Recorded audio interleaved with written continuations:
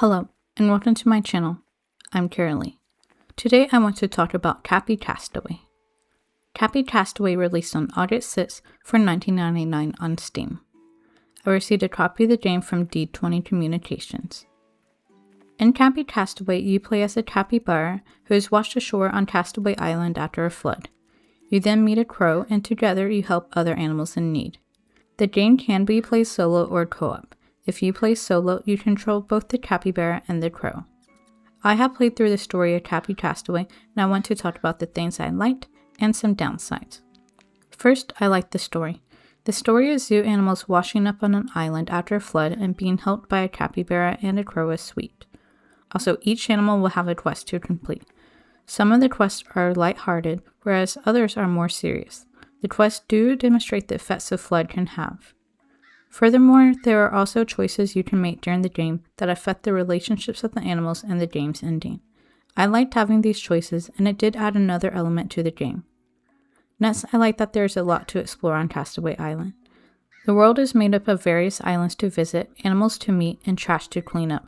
There are also maps every now and then to see where the animals are in areas you have not explored. However, the maps will not show quest locations.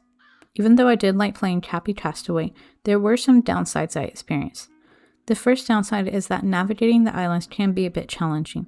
Some islands you have to swim to. The capybara can swim in the water, but you may end up heading in a different direction than you intended. The capybara can also jump a little. However, when you arrive on an island, you may have to swim around it until you find an area where the capybara can get up onto the island because it cannot jump onto a ledge. The next downside is that if you are playing solo, you control both the capybara and crow. I would occasionally mix up the controls, and I would accidentally use the arrow keys to move the crow instead of WASD to move the capybara. Also, you cannot rebind the keys, which could affect accessibility. Lastly, I want to talk about the playtime. I completed the story in less than 4 hours. There are 18 achievements, and I unlocked 7 of them during my playthrough. However, some of the achievements are related to making a specific choice.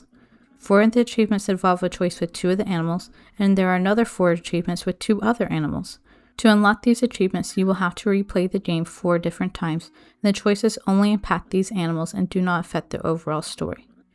Since the replayability is limited and does not meaningfully change the game, I believe the $19.99 price is quite high for the game. I do still think Capy Castaway is a fine game where you explore islands and help animals in need, but I would wait for a sale to buy the game. That is all I have to talk about. Would you like to play Capy Castaway? Let me know in the comments down below. Thanks for watching, and remember to like the video and subscribe.